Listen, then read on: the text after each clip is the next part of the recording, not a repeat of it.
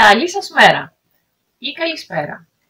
Καλημέρα ή καλησπέρα σε όλους και όλες εσάς που παρακολουθείτε αυτό το κανάλι γιατί μαθαίνετε ελληνικά. Διανύουμε την περίοδο πρώτων εορτών, πριν από τις γιορτές των Χριστουγέννων. Είμαστε μόλις 2 εβδομάδες πριν τα Χριστούγεννα και πολλοί άνθρωποι αυτή την εποχή νηστεύουν. Όταν νηστεύει κανείς, τρώει μόνο νηστίσιμα φαγητά, νηστίσιμα τρόφιμα. Δηλαδή μπορεί να φάει αμυλούχες τροφές που έχουν αμυλό, δείτε το βίντεο με το ούχος, όπως είναι τα μακαρόνια, ζυμαρικά γενικά, το ρύζι, οι πατάτες. Μπορεί να φάει θαλασσινά, δηλαδή χταπόδια, καλαμάρια και όλα αυτά. Μπορεί να φάει όσπρια, είναι όμως μερικές τροφές που δεν μπορεί να τις φάει. Νηστίσιμα λοιπόν ονομάζουμε όλα εκείνα τα τρόφιμα που επιτρέπεται, που μπορούμε να φάμε κατά τη διάρκεια της νηστείας. Αυτή η κατάληξη σήμος, νηστεία και νηστίσιμος περιέχει ακριβώς αυτή την πληροφορία ότι μπορούμε, ότι επιτρέπεται να καταναλώσουμε αυτό το προϊόν. Αν θέλετε να δείτε μερικά ακόμη παραδείγματα του πώς λειτουργεί αυτή η κατάληξη, μείνετε μαζί.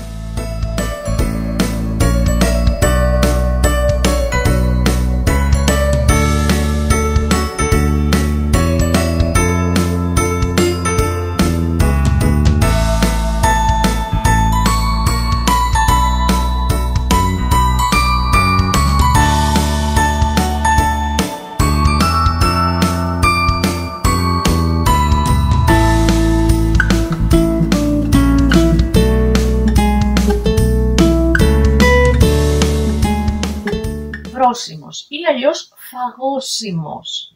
Είναι αυτή η τροφή την οποία μπορώ να φάω. Συνήθως το χρησιμοποιούμε για να δείξουμε ότι κάτι είναι κατάλληλο για τρόφιμα. Ότι δεν θα αρρωστήσουμε, δεν θα πάθουμε κάτι αν το φάμε. Για παράδειγμα υπάρχουν βρώσιμα μανιτάρια και αυτά τα οποία δεν μπορούμε να τα φάμε.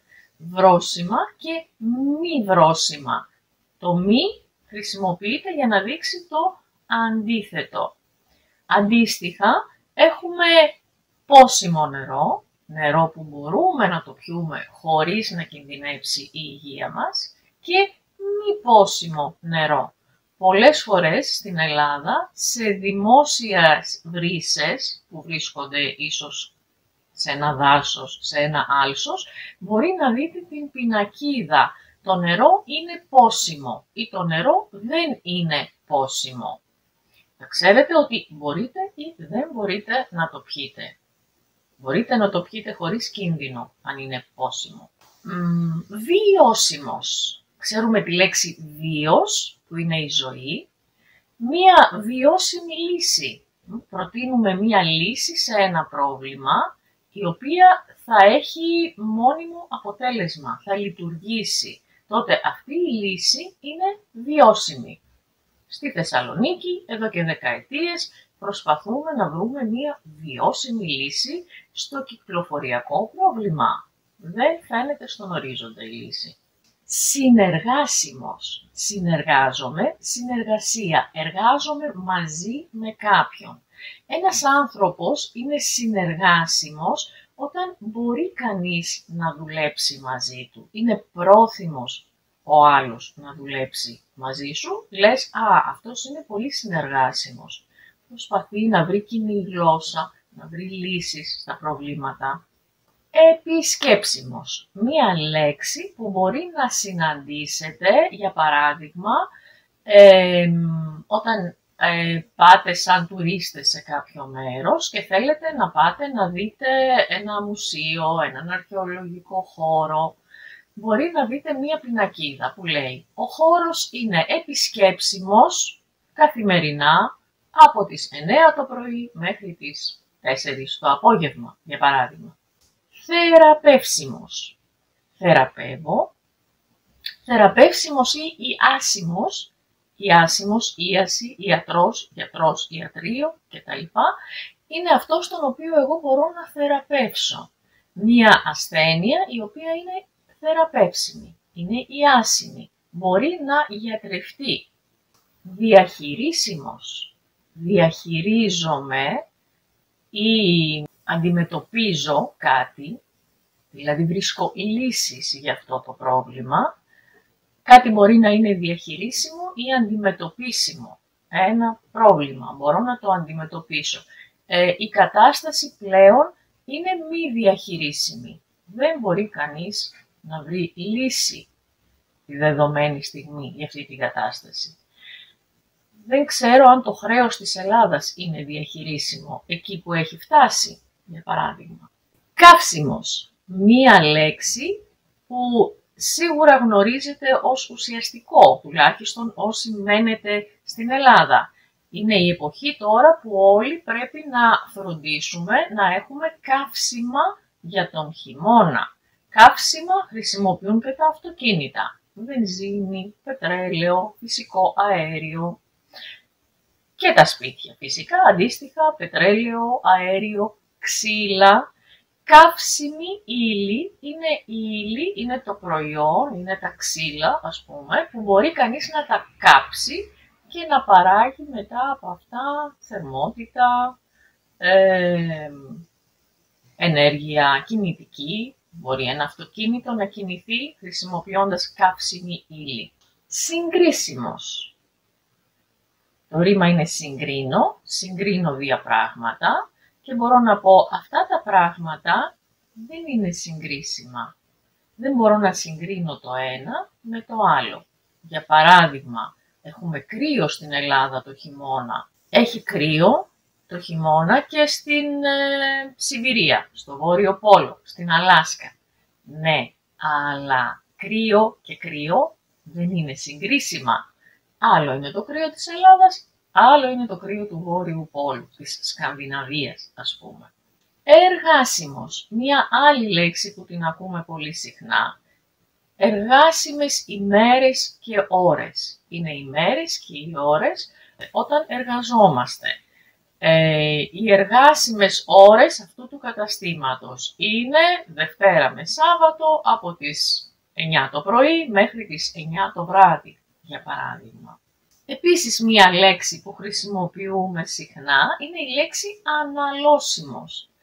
Ανάλωση, κατανάλωση, όταν χρησιμοποιώ κάτι και το ξοδεύω. Αναλώσιμος επίσης είναι μία λέξη που συναντάμε σαν ουσιαστικό τα αναλώσιμα. Για παράδειγμα, τα αναλώσιμα ενός εκτυπωτή. Είναι μελάνι και χαρτί. Είναι είδη που χρησιμοποιεί ο εκτυπωτής και τελειώνουν. Δεν είναι κάτι το οποίο μένει, για παράδειγμα. Τα αναλώσιμα ενός γραφείου. Χαρτί, μολύβια, στυλό, δεν ξέρω τι άλλο. Μπορεί να χρησιμοποιεί κανείς και τελειώνει. Αναλώσιμος λοιπόν είναι αυτός που μπορεί να αναλωθεί, να τελειώσει μετά τη χρήση. Προσέξτε ότι πάνω στα προϊόντα που αγοράζουμε στο σούπερ μάρκετ γράφει ημερομηνία ανάλωσης. Μέχρι πότε μπορούμε να καταναλώσουμε ένα προϊόν. Ανάλωση πριν, ημερομηνία λήξης γράφει εκεί, αλλά λέει ανάλωση μέχρι τότε. Προσβάσιμος. Έχω πρόσβαση σε κάτι σημαίνει ότι μπορώ να το φτάσω, μπορώ να πάω εκεί. Για παράδειγμα, ένα άτομο με αναπηρία, αμαία, που είδους αναπηρία, ας πούμε, ότι δεν μπορεί να περπατήσει και μετακινείται με αμαξίδιο. Δεν έχει πρόσβαση σε έναν χώρο αν δεν υπάρχει ειδική ράμπα. Δεν μπορεί να ανέβει από τα σκαλοπάτια μόνο του, οπότε πρέπει να υπάρχει ειδική ράμπα. Τότε ο χώρος είναι προσβάσιμος. Πρόσβαση μπορεί να έχω και σε αρχεία, για παράδειγμα. Δεν έχω πρόσβαση σε αυτή την πληροφορία. Υπάρχει μόνο για κάποιους, όχι για όλους. Καλλιεργήσιμος. Έχω μία έκταση, έχω ένα χωράφι, το οποίο μπορώ να το καλλιεργήσω. Μπορώ δηλαδή, για παράδειγμα, να φυτέψω δέντρα, να σπείρω σιτάρι. Είναι ένα χωράφι το οποίο μπορώ να καλλιεργήσω. Στην Ελλάδα υπάρχουν τόσα στρέμματα καλλιεργήσιμης έκτασης, για παράδειγμα. Έκταση που μπορεί να καλλιεργηθεί. Διαθέσιμος. Το ρήμα είναι διαθέτω, που σημαίνει είτε έχω είτε δίνω, που μπορούμε να συναντήσουμε τη λέξη διαθέσιμος. Για παράδειγμα, θέλετε να κλείσετε ραντεβού σε ένα γιατρό. Παίρνετε τηλέφωνο και σας λένε το επόμενο διαθέσιμο ραντεβού είναι σε 2 εβδομάδες από τώρα. Δηλαδή δεν υπάρχει ραντεβού τώρα, το επόμενο που μπορούμε να δώσουμε, να διαθέσουμε, είναι σε 2 εβδομάδες από τώρα. Θανάσιμος. Ένα θανάσιμο αμάρτημα. Ένα αμάρτημα το οποίο μπορεί να επιφέρει τον θάνατο. Προσέξτε όμως, γιατί όταν λέμε ας πούμε για θανάσιμο πλήγμα, θανάσιμη επίθεση, σημαίνει ότι αυτό έχει επιφέρει το θάνατο. Δηλαδή ένα θανάσιμο πλήγμα, ένα χτύπημα είναι αυτό το οποίο τελικά έχει σκοτώσει κάποιους ανθρώπους. Όπως είπα, όταν θέλουμε να πούμε ότι κάτι δεν είναι βιώσιμο, δεν είναι βρώσιμο, δεν είναι διαθέσιμο, μπορώ να πω είτε δεν είναι διαθέσιμο, είτε να πω είναι μη διαθέσιμο. Δεν είναι προσβάσιμο αυτό το κτίριο, είναι μη προσβάσιμο για άτομα με αναπηρία. Δεν είναι καλλιεργήσιμο αυτό το χωράφι, είναι μη καλλιεργήσιμο. Έχω 2 τρόπους να πω το αντίθετο δηλαδή. Προσέξτε, σας είπα ότι οι λέξεις αυτές τελειώνουν σε σιμός. Υπάρχουν όμως μερικές λέξεις που τελειώνουν σε σιμός επίθετα και γράφονται με ήτα, γιατί έχουν σαν δεύτερο συνθετικό τη λέξη σήμα. Επίσημος, διάσημος, για παράδειγμα, αμφίσιμος. Αυτές οι λέξεις γράφονται με ήτα και δεν έχουν την έννοια αυτή, αυτό που μπορεί ή που επιτρέπεται να. Αυτά νομίζω είχα να σας πω. Είναι αρκετές αυτές οι λέξεις, αρκετά αυτά τα επίθετα. Μπορείτε να ψάξετε στο λεξικό και θα φροντίσω και εγώ κάτω στην περιγραφή να βάλω μια άσκηση, ίσως με κάποιες που δεν έχω αναφέρει στο βίντεο, για να μαντέψετε ποια μπορεί να είναι η σωστή στις προτάσεις. Αυτά για σήμερα. Ελπίζω να είμαστε όλοι καλά και να τα πούμε στο επόμενο βίντεο. Γράψτε μου κάτω ό,τι θέλετε. Σας χαιρετώ. Γεια σας.